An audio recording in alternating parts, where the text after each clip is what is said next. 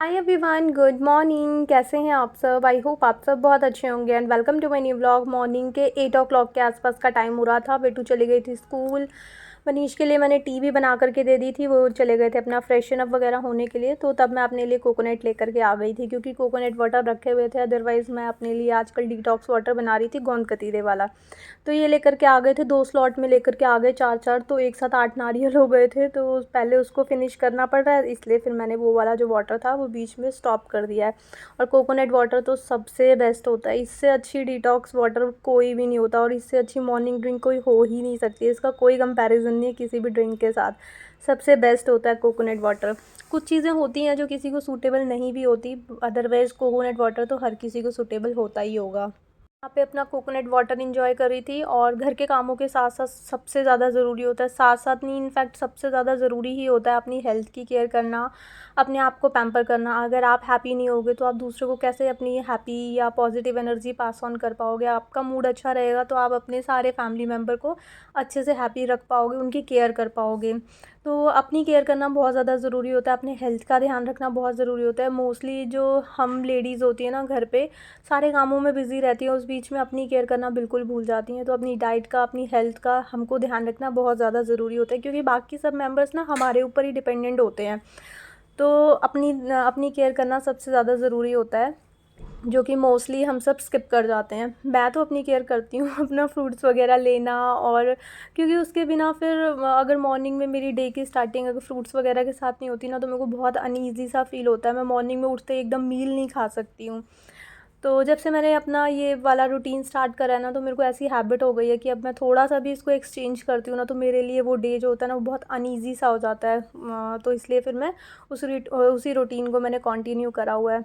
उसके बाद यहाँ पे मनीष भी चले गए थे ऑफ़िस के लिए, और अब मैं अपने लिए यहाँ पे पोहा तो मॉर्निंग में बना हुआ था। मैंने यहाँ पे कॉफ़ी अपने लिए बनाई थी, क्योंकि पोहा बना था मॉर्निंग में। बेटू को आज टिफ़िन में मैंने पोहा दिया था, और आज मैं थोड़ा-सा लेट भी उठी थी।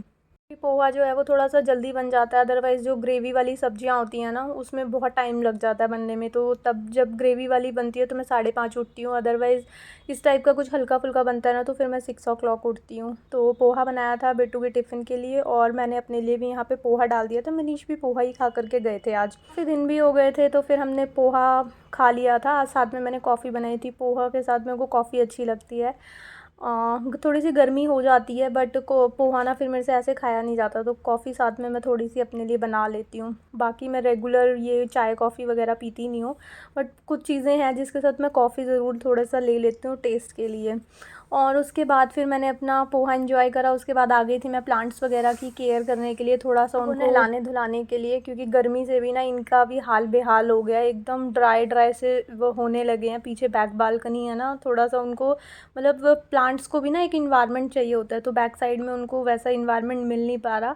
तो ख़राब तो नहीं हुए हैं, बट हाँ ग्रो भी नहीं हो रहे हैं। इन मनी प्लांट थोड़ा सा ग्रो हुआ है, क्योंकि जब उसमें मैंने थोड़ा सा फर्टिलाइज़र डलवाया था ना, तो उसकी जो वो डेड ग्रोथ हुई हुई थी, मतलब रुकी हुई जो ग्रोथ थी, वो बढ़ गई थी। और उसके बाद मैंने इसकी कटिंग वगैरह भी करी है। तो टाइम टू टाइम ना प्लांट्स की कटिंग करना भी बहुत ज़्यादा ज़रूरी होता है, अदरवाइज़ उसकी ना फिर वो ठीक से ग्रो नहीं कर पाता है।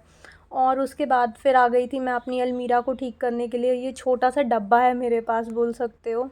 तो इसी अलमीरा में ही हमको अपने क्लॉथ्स वगैरह रखने होते हैं। सेम साइज़ का तीनों के पास ही है, बेटू के पास तो इससे भी थोड़ा ज़्यादा छोटा है। तो ये 3 छोटे-छोटे से ऐसे बॉक्सेस से हैं, जो कि हमको इसी के अंदर ही अपने सारे क्लॉथ्स वगैरह एडजस्ट करने पड़ते हैं। और पुराने वाले घर पे हम सबके पास अपनी-अपनी अलग-अलग अलमीरा थी, और यहाँ पे आकर के 1/4 हो गया है स्पेस। तो उसके अकॉर्डिंग मैंने स्टफ़ भी काफ़ी कम करा है अपना, बट उसके बाद भी इतना हो ही जाता है, क्योंकि थोड़े से वन पीस ड्रेसेस हो जाती हैं, जीन्स हो जाती हैं, लोवर्स हो जाते हैं, शॉर्ट्स हो जाते हैं, टी शर्ट्स हो जाती हैं, काफ़ी वैरायटी ऑफ क्लॉथ्स सबके पास हो ही जाते हैं। तो ये इस पे ना आ नहीं पाते हैं, तो जैसे कैसे करके मैं एडजस्ट करती हूँ। और इसमें ना बिल्कुल ऐसे बॉक्स सा ही बना हुआ है, इसमें कोई बीच में शेल्फ़ भी नहीं है, ताकि थोड़ा पार्टीशन बन जाता है ना, तो कपड़े थोड़े अच्छे से रह पाते हैं। अदरवाइज़ एक के ऊपर एक बहुत ऊंचे से पहाड़ सा बना दूँ ना मैं, वो तो फिर एक ही बार में, जैसे मैं थोड़ा सा भी अगर मैंने टाइम नहीं लिया, मतलब जल्दी से एक ऊपर से कोई टी शर्ट निकाली, तो सारे के सारी पूरी अलमीरा फैल जाती है, और फिर मेरे को उस दिन पूरी अलमीरा को सेट करना पड़ता है। और अगर शेल्फ़ होती है ना, तो वो एक के ऊपर एक नहीं रखना पड़ता, उसको अपनी खुद की शेल्फ़ की सपोर्ट मिल जाती है। तो वो बेटर रहता। बट अभी इसमें कोई शेल्फ़ भी नहीं है, तो मेरे को ऐसे ही एक के ऊपर एक रखना पड़ता है और पूरा टाइम दे करके क्लॉथ निकालने पड़ते हैं। अदरवाइज़ नहीं तो फिर ये पूरी अलमीरा जो है ना वो मेरी फैल जाती है। तो जो टी शर्ट्स वगैरह पतली पतली मेरी होती हैं उनको मैं एक साइड में रख देती हूँ और दूसरी साइड थोड़ा सा ना एक्स्ट्रा फ़ोल्ड दे करके मैंने स्पेस को मैनेज करा हुआ है। जो टी शर्ट्स होती हैं ना वो बहुत ही पतली होती हैं, तो उनको बिल्कुल छोटे साइज़ में फ़ोल्ड करके एक साइड में रखा हुआ है। इस बॉक्स के भी ना मैंने 2 पार्टीशन बनाए हुए हैं, मतलब 4 पार्टीशन में मैंने अपने क्लॉथ्स रखे हुए हैं। पीछे की साइड टी शर्ट, एक साइड में वन पीसेस ड्रेसेस और आगे की साइड में कुछ और छोटा मोटा स्टफ़ रखा हुआ है। और जैसे कैसे करके एडजस्ट करा हुआ है। बीच में ना कारपेंटर आया था जब ये डोर वगैरह का भी, वॉशरूम के डोर वगैरह का काम हुआ था, तो तब मैंने अच्छा भला प्लाईवुड भी दी थी उनको कि यहाँ पे ना शेल्फ़ कटवा करके दोनों अलमीराज में लगवा देते हैं, अपनी वाली में भी और मनीष वाली में भी। देखो कितना छोटा सा ही स्पेस है, इसमें भी मैंने 4 पार्टीशन करके अपने क्लॉथ्स रखे हुए हैं। और विंटर वाले तो और भी ज़्यादा टफ़ हो गए थे क्योंकि वो मोटे मोटे होते हैं, वो पूरी जो ये हाइट टच कर रही है, ये ऊपर वाली जो शेल्फ़ है ना उसको टच करती थी मेरी स्वेटर्स, इस तरह से मैंने रखे हुए थे। बट ठीक है, अभी मैनेज हो रहा है। तो लास्ट जब कारपेंटर आया हुआ था ना, मैंने यहाँ पे बोला था कि बीच में ना एक शेल्फ़ डलवा दो तो एटलीस्ट ऊपर नीचे हो जाएंगे ना, तो ऐसे एक के ऊपर एक ज़्यादा रखने से वो गिर के नहीं आएंगे। बट उस टाइम थोड़ा सा लेट हो गया था, रात हो गई थी और 3-4 चक्कर ना मनीष ऑलरेडी मार्केट के मार चुके थे। कुछ छोटा मोटा कभी कुछ लेकर आ रहे हैं, कभी कुछ लेकर के आ रहे हैं, तो आना जाना उनका बहुत ज़्यादा हो गया था। तो फिर उन्होंने थोड़ी सी लेज़ीनेस दिखा दी और थोड़ा नाइट का भी टाइम हो गया था, आई थिंक 8:30 या 9 o'clock के आसपास का टाइम हो गया था। वो उस दिन मार्केट गए नहीं और वो शेल्फ़ भी एज़ इट इज़ रखी हुई है मेरे पास। इनफैक्ट उन्होंने मेज़रमेंट भी लिया हुआ था, तो जो शेल्फ़ को बटन्स वगैरह कुछ क्लिप्स बोल रहे थे वो कि चाहिए लगाने के लिए, तो वो क्लिप लेकर के नहीं आए, तो फिर मेरी उस दिन शेल्फ़ जो थी वो रख नहीं पाई। और स्पेशली ना छोटी मोटी चीज़ों के लिए किसी को बुलाना इतना ईज़ी नहीं होता है। जब कोई आया हुआ है तो सारे पेंडिंग काम करा लो तो हो जाते हैं, अदरवाइज़ वो पेंडिंग रह ही जाते हैं। हर वीक कुछ ना कुछ नया लगा रहता है, कभी आना जाना लगा है, कभी हम कहीं चले जाते हैं और भी बहुत सारी चीज़ें हो जाती हैं। संडे तो इतना ज़्यादा हेक्टिक हो जाता है कि मंडे की प्रिपरेशन में ही निकल जाता है मेरा तो। और उसके बाद फिर अलमीरा को मैंने अपना सेट कर दिया था। देखो ऊपर हाइट में ना काफ़ी स्पेस बचा हुआ था, अभी मैंने क्लिप जो दिखाई, अगर उसी बीच में एक शेल्फ़ होगी तो वो यूज़ हो जाएगा मेरा सारा स्पेस। और इससे ज़्यादा पतला करके मैं क्लॉथ्स को डालती तो वो गिर के पूरे ही नीचे आ रहे थे, तो फिर मेरे को उसी हाइट पे वाइंड अप करना पड़ा। तो थोड़े से अगर स्पेस कम होते हैं ना तो चीज़ों को थोड़ा सा हमको मतलब स्मार्टली मैनेज करना होता है, अदरवाइज़ फिर काम नहीं चल पाता। तो अभी 4 पार्टीशन में मैंने इसको लगाया हुआ है, बट जल्दी मैं इसमें पार्टीशन डलवाऊँगी तो तब अच्छे से क्लॉथ्स वगैरह मेरे आ जाएंगे। उसके बाद फिर अलमीरा को मैंने सेट कर दिया था और उसके बाद फिर यहाँ पे मैं क्लीनिंग के काम पे लग गई थी। पूरे घर में मैंने अच्छे से झाड़ू वगैरह लगा मैं ना मैंने स्टार्ट करा था कि मैं मॉर्निंग में एक बार झाड़ू वगैरह लगा देती थी, बट जब से बेटू के स्कूल्स वगैरह क्लासेस वगैरह स्टार्ट हुई है ना, बिल्कुल रूटीन ही चेंज हो गया है। सीधा आंखें खुलते हुए भी पहले मेरे से 1 बीप पे एकदम से उठा भी नहीं जाता था। 1-2 बार मैं स्नूज़ करती थी तब जा कर के मेरी नींद खुलती थी। मतलब एकदम झटके से ना उठना मुझे अच्छा नहीं लगता, बहुत प्रेशर सा फ़ील होता है। हाँ, 5:30 बजे उठना है तो थोड़ा सा 1-2 बार स्नूज़ कर दो अलार्म को तो हम धीरे धीरे कॉन्शियस हो जाते हैं ना, तो वैसा वाला रूटीन था कि हाँ मैं धीरे धीरे आराम आराम से उठती थी। बट अभी तो ऐसे माइंड में टेंशन सी रहती है, जैसे ही 5:30 का अलार्म बजा ना सीधा मैं किचन में उठती हूँ, आंखें भी नहीं मसलती, सीधा मतलब किचन में मेरे को भागना होता है। तो ऐसा वाला थोड़ा रूटीन चल रहा है। तो मॉर्निंग में ना आजकल झाड़ू भी नहीं लग पाती है, एक ही बार फिर मनीष के जाने के बाद लग रही है, कभी कभार लग जाती है, अदरवाइज़ मोस्टली आजकल बाद में ही लग रही है। और उसके बाद फिर यहाँ पे डस्टिंग वगैरह कर रही थी मैं, बाहर जो शू रैक था यहाँ पे डस्टिंग वगैरह कर रही थी। वैसे जो कॉमन एरिया की क्लीनिंग के लिए आते हैं ना भैया, तो वो साथ के साथ यहाँ पे भी ना जैसे डस्टिंग वगैरह कर रहे होते हैं, तो मेरा शू रैक भी क्लीन कर देते हैं। तो बहुत ज़्यादा गंदा नहीं था, शू रैक क्लीन था। बाकी जो ये शू रैक के ऊपर ये आर्टिफिशियल प्लांट्स वगैरह मैंने लगाए हुए थे ना, ये थोड़े डस्टी से हो रहे थे, ये थोड़े नहीं काफ़ी डस्टी से हो रहे थे, जो कि वो क्लॉथ से ना फिर क्लीन नहीं होने वाले थे। तो मैंने इनको वॉश कर दिया था, ऐसे पानी से वॉश करा था। और उसके बाद फिर जो सिंक का एरिया था उसको भी मैंने ड्राई कर दिया था। चीज़ों को वेट करने के साथ ज़्यादा ज़रूरी होता है, मतलब क्लीनिंग से ज़्यादा ज़रूरी होता है उनको ड्राई रखना, अदरवाइज़ वहाँ पे जर्म्स भी होते हैं और चीज़ें ख़राब भी हो जाती हैं और वाटर स्टेन तो आते ही आते हैं फिर।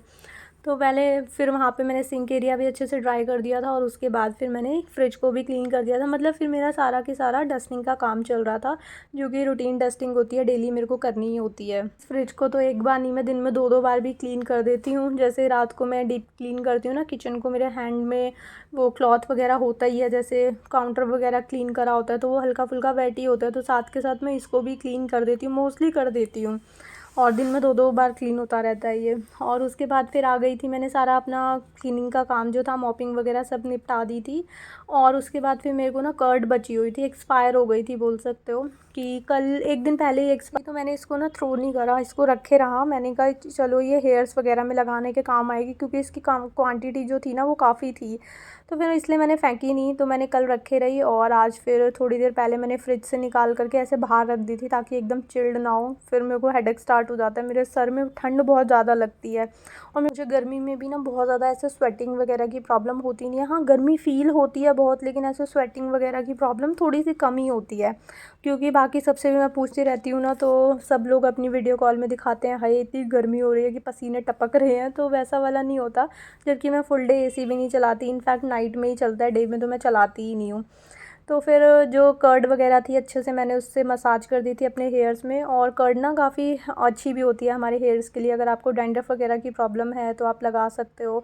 थोड़ा सा कर्ड जितनी ज़्यादा खट्टी होती है, यानी जितनी पुरानी होती है ना, उतनी ज़्यादा हेल्दी होती है हमारे हेयर्स के लिए।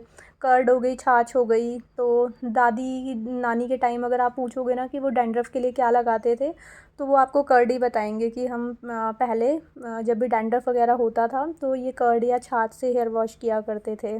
और उसके बाद फिर मैंने पूरे हेयर्स को ना इससे पॉली से कवर कर लिया था, ताकि उसके अंदर ना मॉइस्चर बना रहे।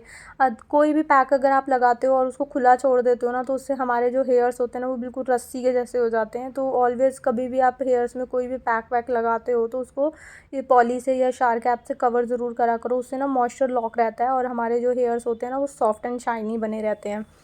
उसके बाद फिर यहाँ पे मैं नहा धो कर के हेयर वॉश वगैरह करके आ गई थी। और हेयर वॉश ना मैंने शैम्पू ही कर लिया था साथ के साथ, वरना फिर गर्मी लगती मुझे बहुत ज़्यादा, ऑयली ऑयली से हो जाते हैं, ज़्यादा ही मॉइस्चराइज हो जाते हैं कर्ड वगैरह से, तो वो चिपचिपे से लगते हैं मेरे को बाल, इसलिए फिर मैंने शैम्पू कर लिया था। अदरवाइज़ वेदर थोड़ा सा ठीक होता तो मैं स्टे कराती, मतलब नेक्स्ट डे वॉश करती, और मेरे को बाहर भी जाना होता है बेटू को पिक करने के लिए, तो इसलिए फिर मैंने ना रखा नहीं था, शैम्पू कर लिया था। और उसके बाद फिर यहाँ पर मैं अपना स्किन केयर वगैरह कर रही थी। टोनर स्प्रे करा था, उसको अच्छे से स्प्रेड करा, जब वो ड्राई हो जाता है फिर मैंने मॉइस्चराइज़र लगाया। मॉइस्चराइज़र की जो क्वांटिटी होती है ना वो मैं थोड़ी कम ही रखती हूँ, बहुत ज़्यादा नहीं रखती हूँ, अभी गर्मी बहुत ज़्यादा है, क्योंकि फिर मेरे को ऑयली स्किन है तो बहुत ज़्यादा फिर सूटेबल नहीं होता। और वैसे भी अभी जेल बेस मेरे को मॉइस्चराइज़र लाना था, भूल जाती हूँ हमेशा लाना। उसके बाद मैंने लगाया काजल, और जो मैं अभी न्यू लिप टिंट लेकर के आई थी आजकल वही रेगुलर लगा रही हूँ। लिपस्टिक वगैरह भी छोड़ दी मैंने लगाना, उसी टिंट से काफ़ी अच्छा लिप्स पे एक पिंकी सा टिंट आ जाता है, तो वही अच्छा लगता है आजकल। उसके बाद फिर मैंने लगाया अपना बहुत ज़्यादा फेवरेट डियो, और मतलब नहाने के बाद कोई भी फ्रेगनेंस होती है ना मुझे बहुत अच्छी लगती है। और बस इसी के साथ आज का ब्लॉग भी मैं यहीं पे एंड करती हूँ।